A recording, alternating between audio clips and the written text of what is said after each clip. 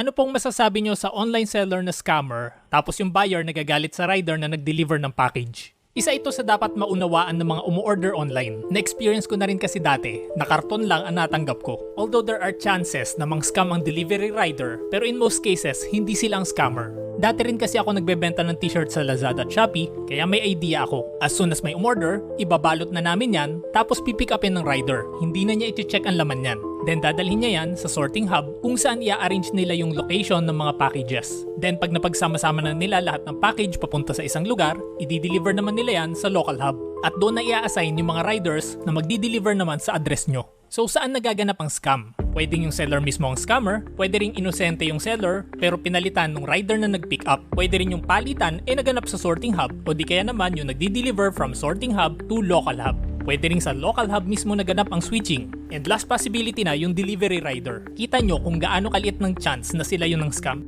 So mali na pagbintangan agad yung delivery rider at lalong mali nasaktan umurahin sila. Ang ginagawa ko lang noon ay nire-receive ko ang package, binidyohan habang binubuksan yung package at nireport ko sa Lazada nung karton lang ang laman. Then nirefund naman sa akin agad ng Lazada. As simple as that. Sila na ang bahalang mag-trace kung sino ang ng scam dahil sila din lang naman ang nadadamage kung hindi nila masosolve yan.